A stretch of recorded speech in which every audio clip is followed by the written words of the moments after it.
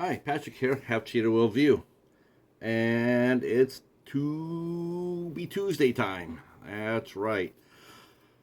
Uh, so Tubi Tuesday got a little bit of a curveball thrown this way this week, but we still have a long way to go, so that could change, and I'll bring that to you in a second here.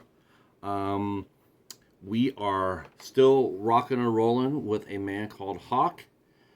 We are now rolling into episode 10 of a man called Hawk. So we are seeing the finish line here.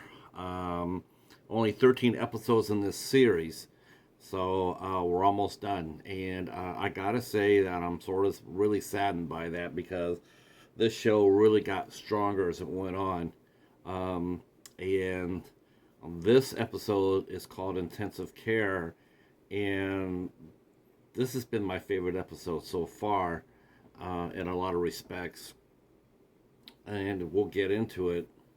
Um, the synopsis says when Hawk and Old Man's sister are taken hostage in the hospital by armed men, Hawk has an idea to make the situation go his way, not as the gunman would like it to go. That synopsis is not really quite sort of like that, but not really. Um, what happens is we see a armored car vehicle coming down the road, and it sees a fiery crash, and they stop to render aid, and they see one of the guys in the car. He jumps out of the burning car, and he's on fire. He starts rolling out to put out the fire, and the security guards of the armored car are shocked, and they rush out to help him, only to find out that he's playing possum. He's not really in danger at all. And the other guard is also caught out of his truck. They're a professional crew of thieves, and they are robbing this armored car, of $6 million. So they blow the truck, and they start throwing the cash in the car. And one of the crooks jumps back in the car, and he rabbits and leaves his buddies behind, which does not make them really too happy. But the leader of the crew, he calls up. I said that crew. I said the word crew, but this fits right here. So the leader of the crew calls for backup. He's got a backup plan. So they get picked up, and they know it's not as the guy who rabbit.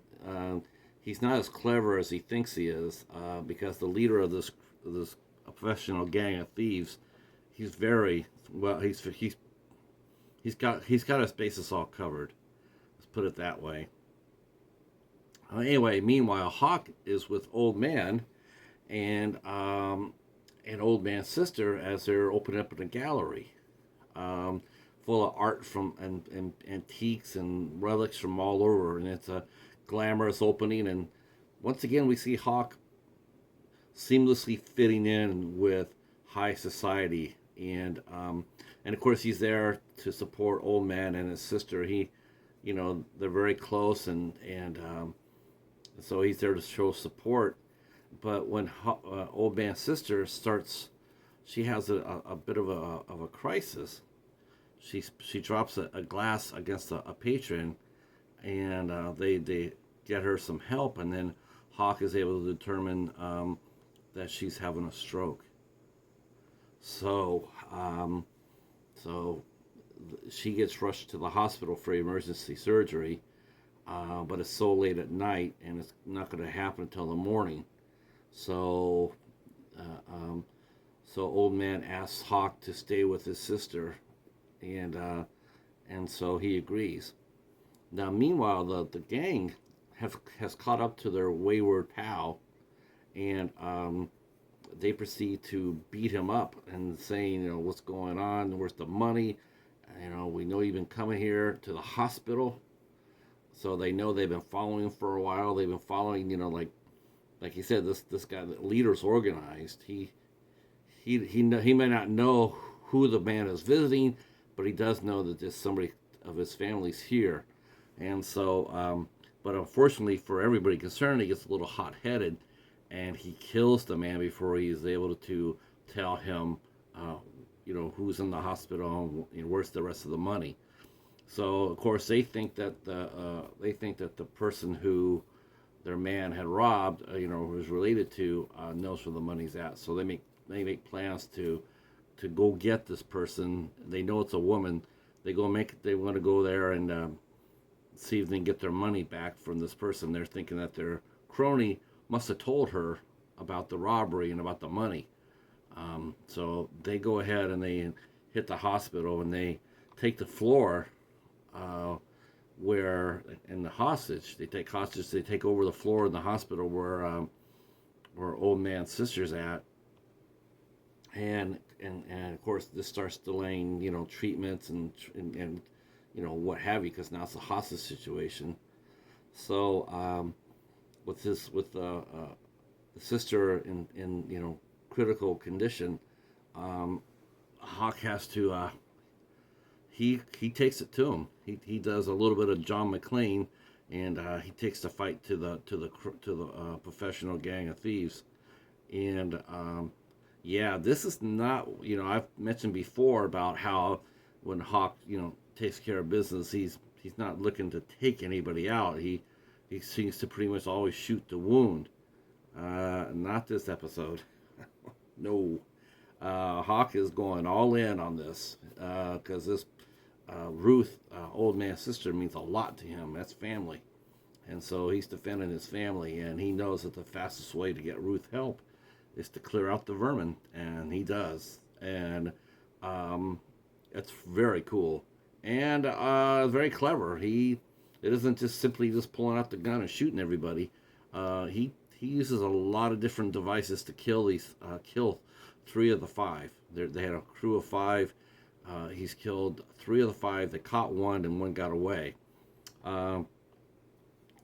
So after it seems to be the floor is cleared, and the cops come in there, and after Hawk does all his work, and the cop wants to know who he is and what's he doing, and he killed three people, and he's got some questions to answer, and Hawk just looks at the police guy and says, "Yeah, take a number." Obviously, the cop has no idea who he's dealing with, nor the powerful connections that Hawk has. But the leader of the gang, he manages to find the woman. Turns out to be a young girl who his man had died to protect. Identity had died to protect, and so he's going to take her out of the hospital and see if she knows where his money's at, which I'm sure she doesn't. But of course, Hawk gets there at the last minute, and 4 of the 5 crew buy the farm. And in a strange way, in an interesting twist, there's not a happy ending. Unfortunately, Ruth dies before they can get her help. She dies, but then has the most mystical moment of the show, which I really, really liked. I thought it was really cool. Is that old man sitting there talking to Hawk about the love of his sister, and his sister knew that she wasn't going to come out of the operating room. And of course, Hawk's sitting there going like, "Well, you don't know." And then old man says, "She knew. She knew." And he also asks Hawk for a few minutes to be be alone. Hawk walks toward the door, and he turns around, and old man's not there. Now, I know a lot of people would have watched that, watching it back in the series and going like, "What?" Because it looked like it looked like a pretty mystical moment there in a very grounded series. It's not a fantasy series or a science fiction series. It's a crime drama. But I liked how they did it, and I liked how they didn't explain it. This old man was just a really interesting character. Well, the good part about when I do these episodes, I tell you who some of the faces were that popped up. And this is a very strong episode because it features a lot of star power in this one. Of course, we have Moses Gunn as old man.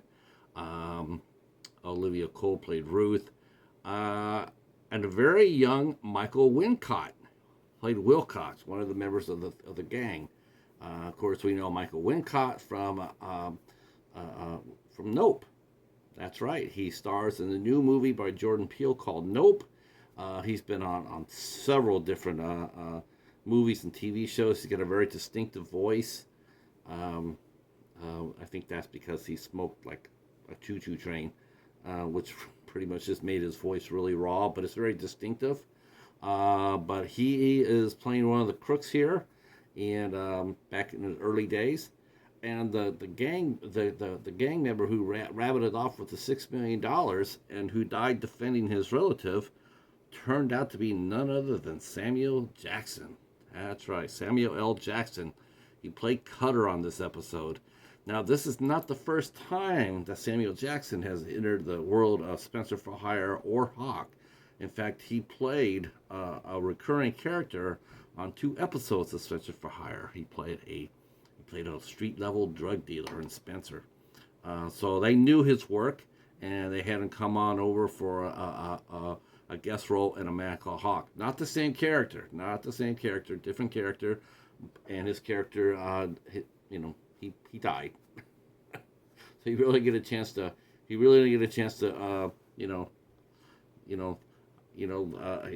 to really sprout his wings. But it's definitely him, and it was really cool seeing Michael Wincott in here too.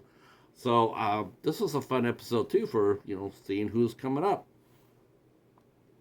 This was, like I said, this is one of my favorite episodes. I have to admit, this is a strong one. It just shows you what could have been if they would just had a little bit more time. Again, I have to say this over and over and over, is the fact this series was drawing between 15 to 20 million people when it aired, and still was considered a bust.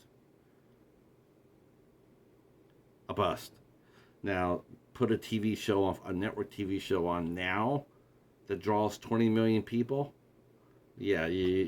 Networks would just be, they'd be drooling for a hit like that. But unfortunately, times have changed. Unfortunately, for when Hawk came out, 15 to 20 people was not that many, I guess. Sounds like a lot to me. But anyway, that was episode 10 of A Man Called Hawk. This was one of the stronger episodes, and it was written by Steve Hartman and William Robert Yates and Carlton Eastlake. All 3 men. Yates is one of the creators of the series, and Carlton Eastlake, he was a prolific writer as well. And this was directed by Virgil W. Vogel, who was a solid TV director.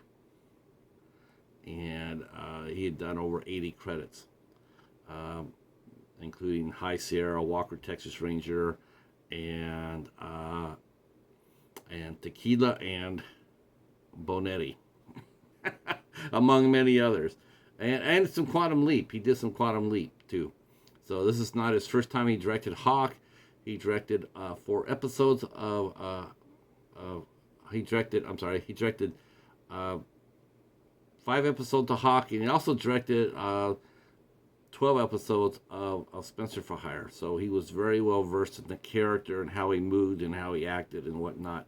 And that's really important too, because he makes the show work really well. All right, so that's it for this episode, Tubi Tuesday. I should explain to you what Tubi Tuesday is real quick. Tubi Tuesday happens every Tuesday. This is presented by Al Lucard, our favorite bat. You basically watch a movie or TV show off of Tubi, and then you write about it. I had mentioned that since this show is going to be going off the air pretty soon, as far as us reviewing it, I was going to be doing a new series. I decided I'd just keep going. So what I did was I was initially going to do Fantasy Island 1998 with Malcolm McDowell and Admin, I can't say her last name, Madden Amick, and but I decided to do the poll. So because I saw that Tucker Switch had hit Tubi, So I said, well, what do I put this to a poll? So I put Tucker Switch out against Fantasy Island, and then a reworking of the old My Camera series, which I didn't even know had came out. I did not even know they had remade it. So that was with Stacy Keach and a whole bunch of new faces. I didn't even know they did. So I threw that out there, and I thought really Fantasy Island would win. I really did. I just, but I wanted to do Tucker Switch.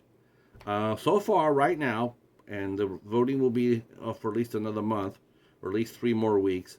Tucker Switch is winning. So I'm going to be revisiting that. I'm going to be re-pushing that in my community tab, so you guys can vote to see which show you want us to review next. Tucker Switch starred Catherine Hicks and Tim Matheson. Of course, Mike Hammer stars Stacy Keach, and I just told you who was in Fantasy Island.